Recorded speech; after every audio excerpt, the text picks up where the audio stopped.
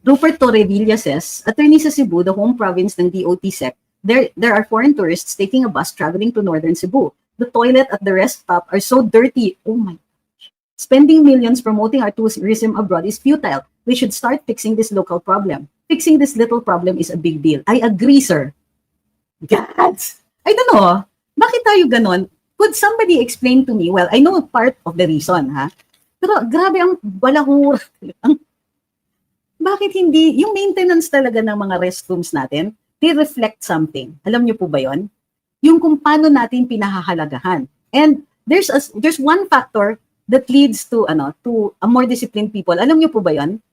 Pansinin niyo. Of course, this is not very scientific, pero napansin ko to. When I graduated from law school and then I was working with the NCCA, my office, the offices in the entire building were neat, they were organized.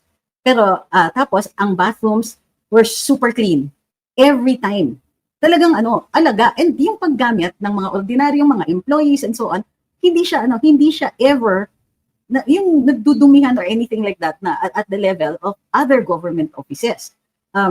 Even the restrooms that were open for the public, the restrooms that were near the exhibit areas, yung mga ganon. So ang sabi sa akin ng aking mga especially si Professor Felipe De Leon Jr., sabi niya sa akin, there is a correlation between awareness of your heritage and culture at yung pagpapahalaga mo doon sa mga pampublikong gamit. Kasi you care. If you know more about your culture, you care more about your country. So apparently, maano pa rin talaga tayo, marami pa tayong kailangan i-educate.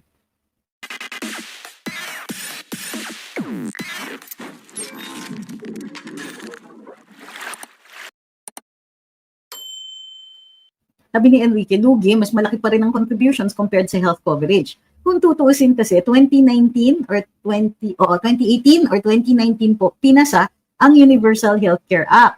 So yung pagtama ng amounts ng contributions, dun pa lang nag-umpisa. Dati kasi ang contributions natin flat rate, 2,600 pesos, regardless of income, regardless of risks. So yun po yung so itinama ng Universal Healthcare Act na yun para maging viable yung pondo. Para yung sa gayon, tapos may renewals pa, meron pang mga sin taxes na dumidiretso sa pondo na ini-invest ng PhilHealth. So sa totoo lang, yung contributions natin, bahagi lang yun. Mayroon pa ngang mga sin taxes na pumupuno ng pondo. Ang problema, ewan ko ba dito, na sana napakatatalino mga tao dito sa Kongreso, bakit sin taxes ang nilagay nila? Kaya natin tinataasan ng taxes doon is to discourage behavior, such as yung pag-iinom ng labias at saka pagsisigarilyo. So therefore, dahil sa taas ng taxes niyan, malilimit yung behaviors. And there will come a time when kukunti na lang ang mababayaran tax dyan because this is a behavior that we are penalizing with high taxes. So kailangan pang dagdagan yan ng additional sources of revenue. Ang ko is that ito dapat ang tinitignan ng ating Kongreso. Imbis na pagdamutan nila at mamigay sila ng ayuda dun sa 800 billion, sana kung nilagay nila yan sa PhilHealth, di ma-justify na babaan yung binabayaran natin na premiums. Kaso hindi, ayaw nila, madamot at makasarili. Gusto nila mamigay ng ayuda kahit alam nila na hindi ito para sa kabubuti ng maramihan. Kung gusto talaga natin na maging useful yung pera na yon, hindi yan ibibigay na ayuda. Lagay natin sa PhilHealth. Diba? Gumawa tayo ng ibang fundraising activities para makapag-contribute sa PhilHealth. Dahil yung PhilHealth, across the board yan, lahat ng tao pwede magbe-benefit from that.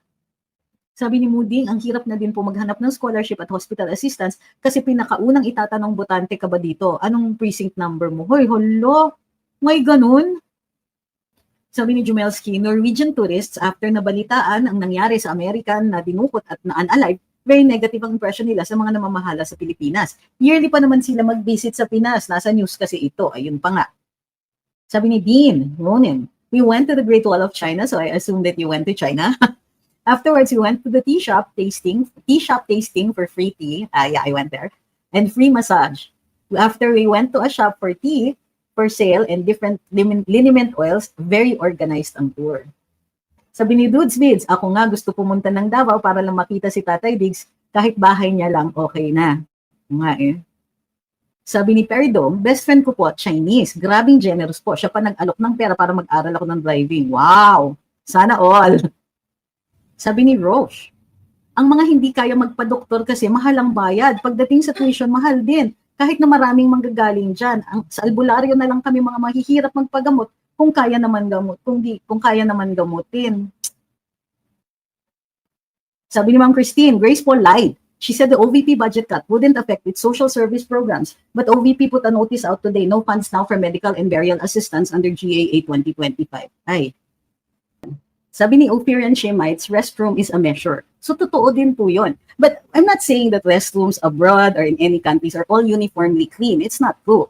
Kasi you go to poorer areas in any Western countries and you will also encounter horrible restrooms. Diba? Sabi ni Ria 1, Isabel, dito sa South Korea, ang linis ng toilets nila, ang sarap tambayan.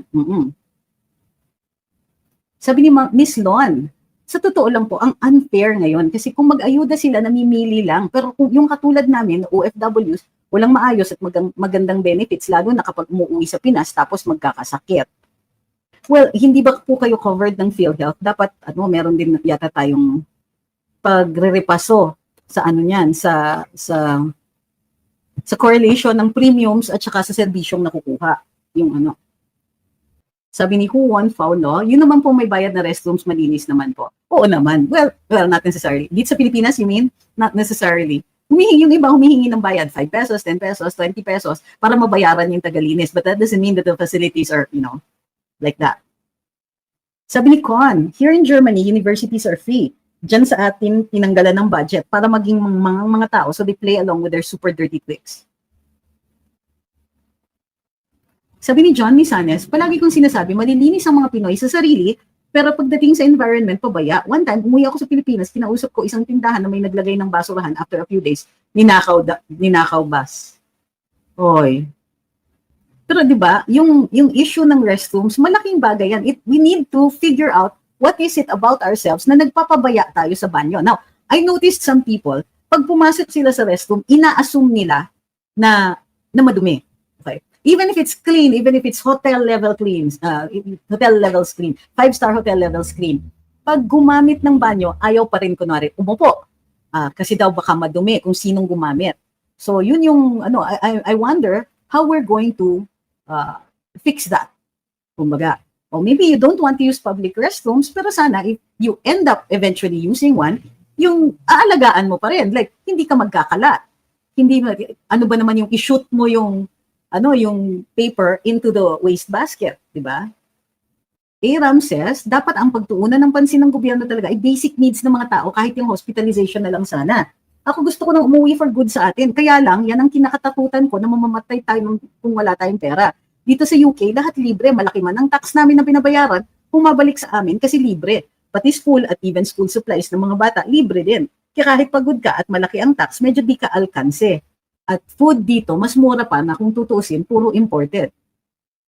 Emma says, ang problema po talaga ay disiplina. Nakakahiya man sabihin ay kulang talaga ang iba sa disiplina. Dito po sa New Zealand, sobrang linis ng mga restrooms at libre pa sa toilet tissues. Ako ang tingin ko, it's because many people, yung hindi maayos gumamit ng banyo, iniisip nila sarili nila, pero hindi nila iniisip yung susunod na gagamit. Walang sense of community. Ibig sabihin, ay ayokong galawin yan, kasi para sa sarili ko, baka magkasakit, ng ganyan. O sige, mag-squat, yung tatayo, or ano ba tawag doon, mag-squat siya on top of the toilet. So minsan nakasapatos, uupo ng nakasquat on the toilet. So, natapakan mo, naputikan mo yung toilet seat, hindi pupunasan, and so on. So, this indicates na wala silang pakialam sa susunod na gagamit. So, minsan hindi ipa-flush, minsan kung ano ang itatapon, minsan nakakalat everywhere, minsan pag gumamit, kumakalat yung liquids all over the place. Pero hindi nililinis, hindi pinupunasan, they don't care about who uses it next. Di ba? They care about themselves. They care na, hindi ko gagalawin yan. Ay, hindi kasi convenient na i-shoot ko pa yan. Baka kung hawakan ko pa yung cover ng basurahan, madudumihan pa ako. Di ba? May mga ganun eh. Pero, okay lang. Bahala na yung susunod na gagamit.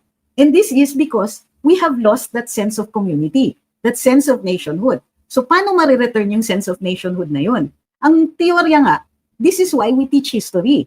Kung mahal mo ang bayan mo, mamahalin mo ang kapwa mo, kapwa Pilipino. And in fact, ang Pilipino, malakas ang sense of kapwa. Ang exceptions ay pagkaganyan na nga. May mga instances talaga na Ay, hindi pwede para sa akin. Sige, anybody else pwede yan, pero ako, hindi ako pwedeng ganyan. So we need to build up that sense of community again. Yung pagmamahal sa bayan, kasama po yan. So less pagmamahal sa bayan, may correlation yan with the level of dumi in public restrooms.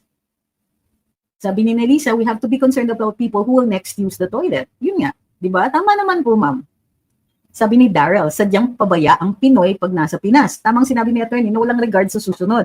Kasi pag nasa ibang bansa naman, nasunod naman sa batas or norms ng community. Kasi nakikibagay tayo pag andun tayo. Dito, we don't feel the need to do so. Parang ganun ba ang pagpapahalaga natin sa kapwa Pilipino? Mababa. Pag nasa Amerika, o sige, maayos gumamit ng banyo. Kahit public na banyo yun. Pero dito sa Pilipinas, ay, di ba? Kadiri ka agad yung ano. Kahit malinis naman, ang plato mo sa banyo, ay kadiri pa rin, no matter what. Ganun pa rin, upuan mo pa rin in a really weird way. So, it's not just the, it's the sense of, na you are there, you're also responsible for the next person who will use that. Kahit yun lang ang isipin mo, yun yung sense ng pagkapwa. Sense na parang yung jeepney driver nga, na parati kong example, tumitigil sa gitna ng kalye, tapos i-expect mo, uy, magpasensya kayong lahat na nag-iintay sa likod ko. Basta magbababa ako ng pasahero dito o magsasakay ako ng pasahero dito sa gitna ng kalye. Kasi pag tinabi ko pa yan, baka maagaw pa yung pasahero, kulang na nga pa ako sa boundary. So may mga ganyan tayo. Hindi natin iniisip yung kapwa. Pagka na-develop natin yung sense of community, yung sense of nationhood will follow.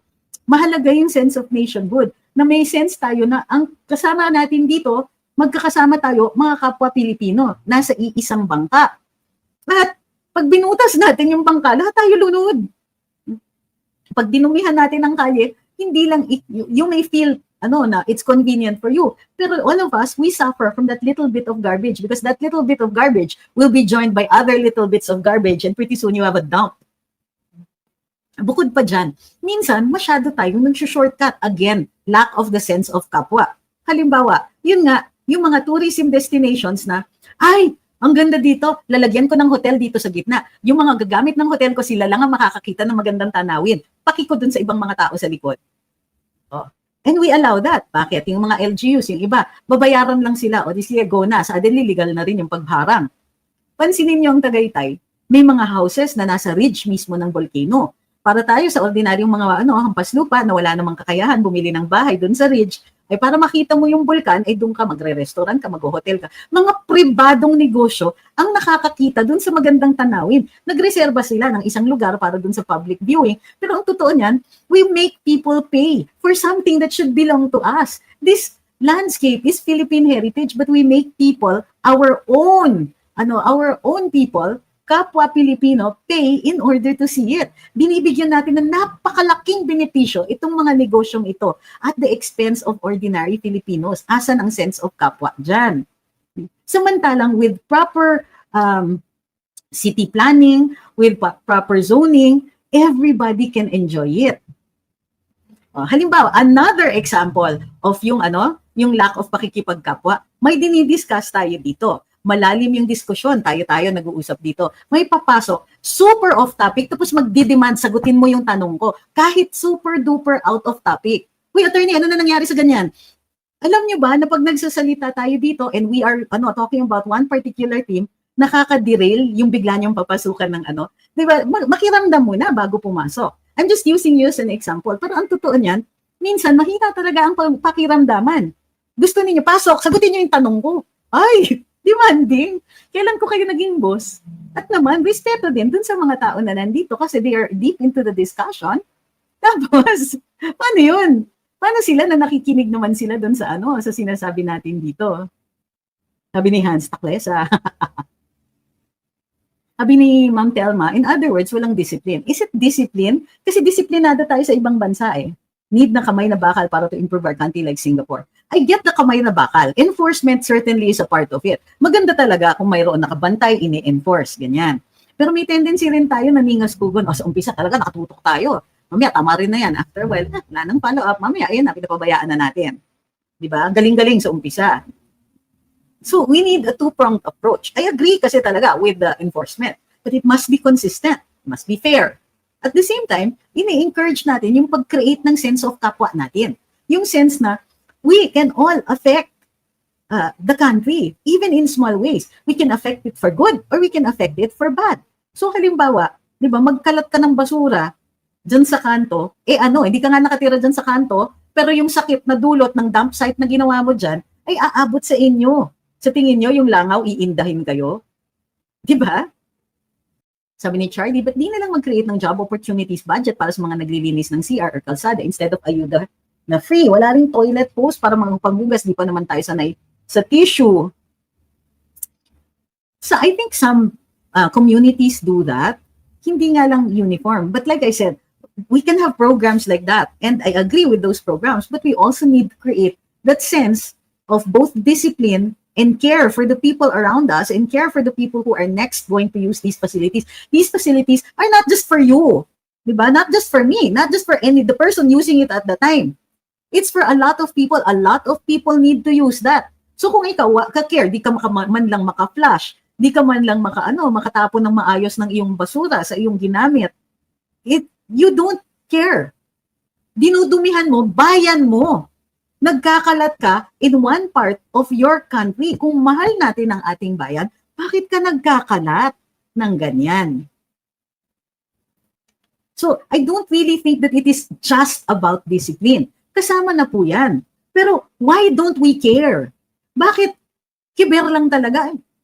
Tingin ka pa, wala naman tao dito sa susunod game. O kaya, di ba, meron pa yung gagamit, tapos ang kalat, hindi nyo man lang ba ma-shoot yan? Ano ba?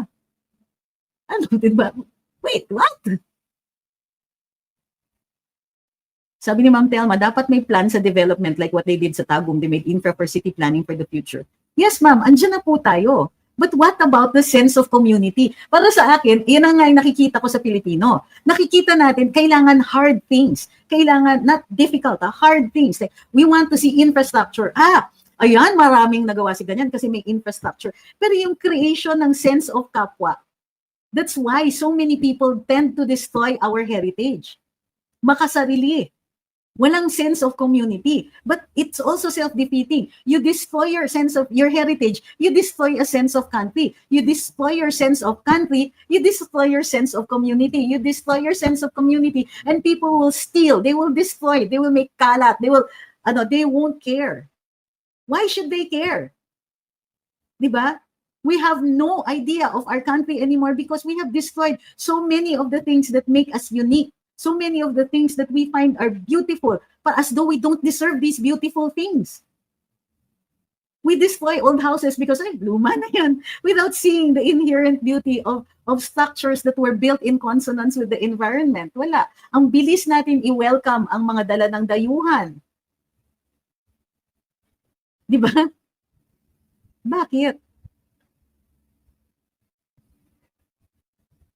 Tapos kakausapin niyo ako in the middle of all this heritage talk. Yung akap kasi attorney. Grabe kayo. Sabi ni Amayim, merong isang lugar dito sa Japan, nag-event ang mga Pilipino, kitang-kita kung paano binabo yung toilet. Nag-viral yun. Ayun na nga.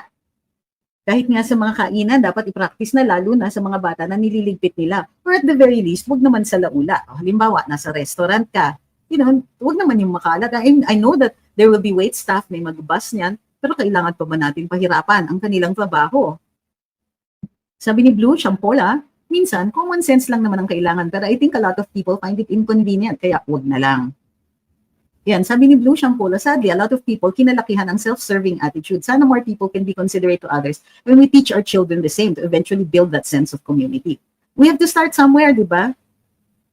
Sabi ni Iram, ay naku, attorney, yun ang nabantayan ng anak ko, umuwi kami dyan, ba't daw tapon ng mga tao, dapat dalhin sa bahay ang basura kaysa itapon kahit saan. Kaya kada uwi namin sa bahay, galing gala ang bag ko puno ng basura kasi naaawa siya sa lugar natin.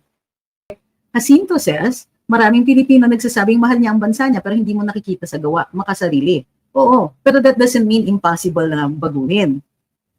O, di ba? The leadership is important. Alam niyo kung bakit? Pag walang disiplina ang leadership, susunod lahat eh. Siyempre, hindi sila sumusunod sa batas, magnanakaw pala to, nakaupo sa gobyerno eh. Bakit tayo Bakit? Sila lang ba? Pwede yun sila lang? Hindi. May mga ganyan eh. Diba? Nagkaka-breakdown in discipline din because of the leadership.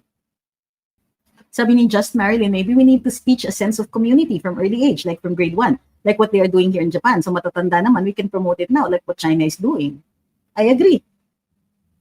So it's food for thought. It's something that we can, even we with our own families. Like halimbawa, marami dito OFWs. Baka pwede nyo naman din pagsabihan yung families ninyo na kayo, you've learned that discipline matters a lot. O part ng discipline dyan is, of course, keeping your home clean. And then, sana, pati surrounding areas. Meron dating magandang promotion na yun eh. Yung harap ng bahay natin, sagot natin, kahit public yan, mapanatiliin nating malinis. Yung harap ng mga tindahan natin, mapanatiliin nating malinis. Kahit kalye yan, kahit may naglilinis ng kalye, wag natin papaubaya. Yun, sabi ni Asahay, tapat ko, linis ko. Diba? I think that's something that we can do. Minsan, ang mga kapitbahay natin, baka matanda na, hindi nila kaya, o walang tao sa kanilang bahay, tulungan na rin natin. Kapitbahay naman natin yan eh. Di ba dapat nagtutulungan tayo magkakapitbahay? Naalala niyo, yung namimiss ko, yung sense of community na dinala dati, kaya nagkaroon ng Duterte's Kitchen. Donations lahat yun. Donation yung oras, donation yung Of course, medyo after a while, medyo may mga you can only sustain it for so long. Pero yung meron ganun ba? Na ganun na tayo, nandun na tayo sa point uli na makakahiya naman sa mga nasa leadership natin. Mahal nilang bayan nila kung ano-ano nang ginagawa. Masakit na nga ang likod, tuloy-tuloy pa rin ang pagkapresidente.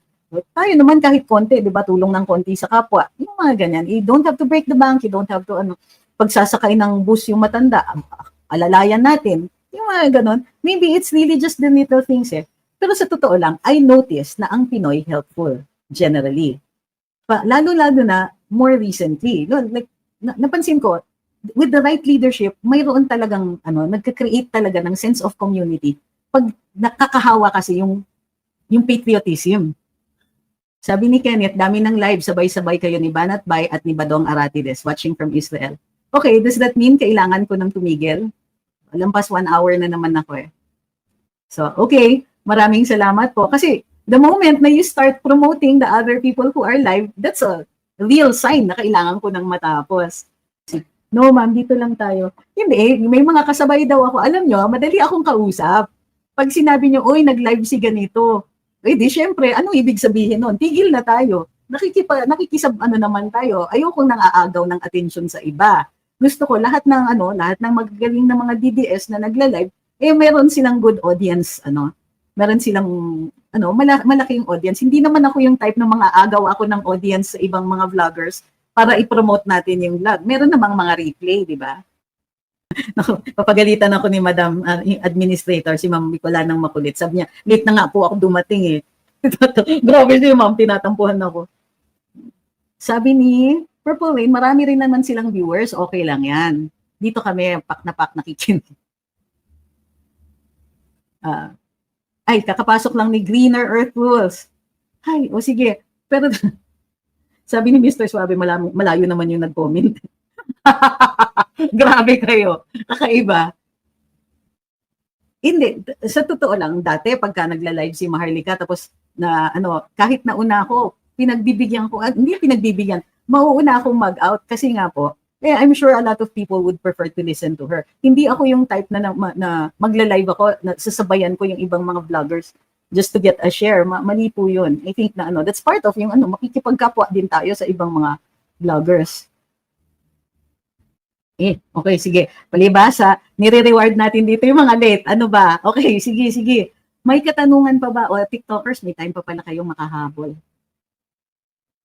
Sabi ni Ria Won, naalala ko noong umuwi ako, sinabihan ko yung mga kapitbahay na dapat malinis ang paligid natin. Kaya yun, every morning kami naglilinis at separate mga basura. Sumusunod naman talaga pag may namumuno ng maayos. Totoo po yan. Dito, yung street cleaners namin, meron kaming, sa amin sila humihingi ng tubig kasi malamig na tubig. Tapos, dahil may halaman kami na nasi-shade yung sidewalk, gusto nila, dun sila sa labas ng wall namin nagpapahinga na at ang request lang nila, ma'am, huwag niyo pong puputulin yung halaman niyo kasi dito lang po talaga yung may shade doon mismo sa sidewalk. So isa pa yun, maybe we should also consider na yung ating mga part of the community, yung mga naglilinis po ng kalye natin, yung mga yung mga community workers natin, i-consider din po natin yung kanilang needs na ano ba naman yung nabibigyan niyo sila ng malamig na tubig araw-araw pag sila po ay nagtatrabaho. Lalo na sa kasagsagan ng ng katanghalian, di ba? Sabi ni Lito, nasa Japan kami, kahit nasa dinner buffet sa inyo kami nakikinig at kay Madam Marnie. Grabe. Sige po, pero kain muna kayo. Sabi ni CE, just POV po regarding the INC rally, medyo nakakabitin po yung number of speakers. We're actually expecting some of you will have a speech as well, but overall, very well done. Hindi ako pumunta doon to expecting anything. Nandun ako at nandun ako kasi nakikiisa ako doon sa kanilang pakay. Hindi nga ako pumunta doon for anything other than that. Pero nag-live tayo, di ba? At nakakatuwa, kita ko yung ibang mga vloggers doon, sina Dabawenyo and so on. Nakakatuwa sila. Uy, si Gallows God, sabi niya, refuse to listen to anyone else. Thanks. Uy, grabe ko, huwag naman. Magaling naman yung iba. Hi kay Doc Ethel. Nandito si Doc Ethel. Mag-hi naman po kayo. Throwing the good after the bad, sabi ni Madam. Ni Doc. Mag-hi naman kayo kay Doc Ethel. Sabi ni Conrado Valdez, sabi ni Castro, di daw mananalo as president sa 2028. Huwag po kayong mag-alala, hindi po ako tumatakbo as president sa 2028. Kasi wala siyang binabanggit na pangalan, no? Fina-flood niya, sabi niya, hindi daw na. Sabi ni Castro, nakasampu na yata siya, ilan na bang beses niya, to? 1, 2, 1, uy, mahaba, ang dami, flooding talaga, sabi 1, 2, 3, 4, 5, 6, 7, 8, 9, 10, 11, 12, kita ninyo? Grabe, sabi ni Castro, kasi pinopromote niya si Congresswoman Castro. Mas prominent pa nga yung pag-feature niya ng pangalan ni Congresswoman Castro at yung sinabi niya para ma-promote yung congressperson na yon. Tapos nakalimutan pang banggitin yung pangalan ni VP Sara. Di daw mananalo si VP Sara sa 2028. Hindi ko po kilala ko po si Congresswoman Franz Castro, pero sure na sure ako wala po siyang bolang kristal. Sabi ni Kenneth, watching from Israel, sa 2028, I volunteer for Sara campaign. Isa ako sa mga sumusuporta dun sa Run Sara Run campaign. Damit yung ipagagawa ko, Agila ng Davao ang design. Ay, dami nag-hi kay Doc Ethel. Sabi ni, uy, si AJ nag-adjust pala siya pag nagla-live tayo. Mas madali ba sa'yo pag maaga? So, Jacinto says, tulad po sa probinsya namin, nung umuwi ako sa subdivision, bawal daw magsunog ng basura. Pero wala namang naghahakot. Pag naman naghukay ka para gawing basurahan, kinakalat naman ng mga astin. Naghukay. Natatabunan ninyo. So isa pa yon, stray dogs. Hindi ako pro kill shelters o yung mga pero napansin ko na marami sa ating mga cities and municipalities nire-require kasi yung mga dog and cat pounds. Ang problema, hindi po sila pinupondohan ng mga LGU, with the exception, I understand, of Quezon City. Kudos, Mayor Joy. Kasi pet lover si Mayor Joy. Pero Antipolo, ano pa ba yung ibang mga LGUs? Kill shelter sila. In other words, nira-round up nila yung mga stray dogs, tapos hindi nila pinapakain hanggang sa mamatay sa gutom, o kaya ini-euthanize nila. Ay, how does that help? Diba? Showing cruelty to another living thing. I mean, yes, of course, there's a huge debate about carnivores talking about saving dogs and cats, but still, ang punto ko dito is that we also have to call out our LGUs regarding yung stray animals. They're supposed to take care of that. And by taking care, I mean literally taking care. Pondohan naman nila. Of course, not every stray animal will find a good home. And not every stray animal will be safe from euthanasia either. But ang ko dito is, di ba, if we can prevent cruelty to other living things as much as possible, sana naman, di ba? Sabi ni Sihaya, some Filipinos are also very responsible pet owners. Pinapaanak ang mga aso at pusa. Well, I don't think naman all. There's a lot of, there's a growing number or significant number in the population who are becoming more and more aware about caring for pets. So, yung ko is, we need na ipalaganap din natin yung edukasyon na yan. Kaya parati kong pasensya na, promotions, Biyaya Animal, Dion? Anong buong name ng Biyaya? Biyaya lang, okay. They have their own hospital. They also have a shelter for strays. They do rescues, pero syempre may mga limitasyon yan, di ba? Lahat naman ng nagre-rescue, lahat ng mga private rescue shelters, may hangganan. Some of them, they can magagaling sila sa fundraisers. Pero merong iba talaga naaawa ako kasi nanlilimos sila online na, oh, kawawa naman this cat, we need to bring him to the vet, kawawa naman si ganito. So yung mga fostering mga animals, kailangan din natin ng mga ganon, mga foster families until the animals can be adopted. Talagang kami, sinagad namin yung capability namin. Halimbawa, of course, you know, my cat Belly, di ba, was a rescue, but actually all of our pets are rescues. We don't really buy kasi yung mga attorney, meron ditong pusa, he looks like Kenny, ganito, ganito. Pagpunta namin, ang layo kay Kenny, pero it was Belly. So Belly joined our family. He didn't, you know, he had such a hard life on the street na ang dami-dami niyang health problems. But the year that we spent with Belly was a very, very happy year. Kasi ang bait-bait ni Belly. I wish that a lot more people would understand what it's like to have an animal that cares for you. Sure, kasi pinapakain mo and all that.